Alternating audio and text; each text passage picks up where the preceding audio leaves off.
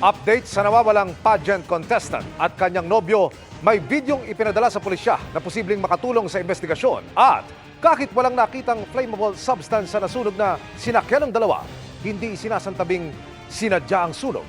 Nakatutok si Oscar Oida.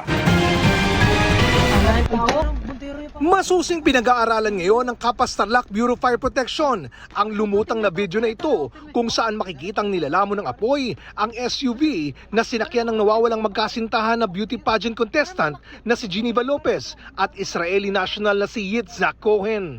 Nakuha raw ito ng BFP sa isang concerned citizen na napadaan sa lugar habang nasusunog ang sasakyan.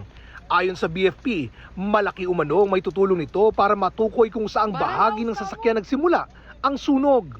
Ongoing at fully developed na yung sunog at mapapansin namin na yung location ng fully developed na sunog ay nasa bandang driver side, passenger at yung parang harapan yung which is yung engine bay na halos na-engulf na ng sunog yung mismong sasakyan.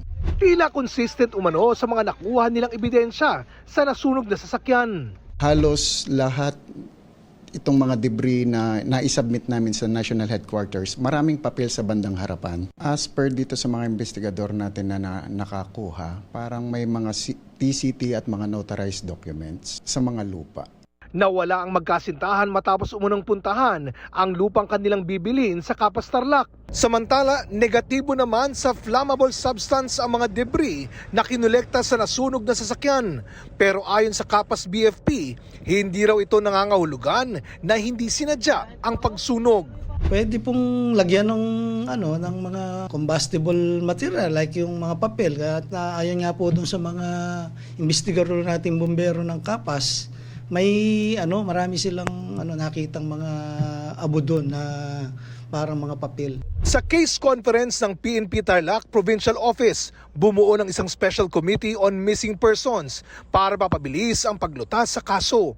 So it composed of different PNP units and other agencies para mas mapabilis natin yung pag-conduct ng investigation. At least magkaroon tayo ng mga lateral coordinations sa mga involved unit, PNP unit.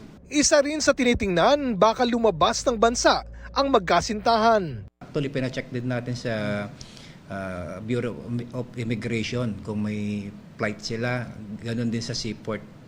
Baka lumabas sila ng ibang bansa. Yun din, mga possible din yun. Nakiusap naman ng PNP na maging responsable sa pag-post ng mga impormasyon patungkol sa kaso at huwag basta magpapaniwala at magpapakalat ng mga fake news. Para sa GMA Integrated News, Oscar Oida, Nakatutok, 24 Oras.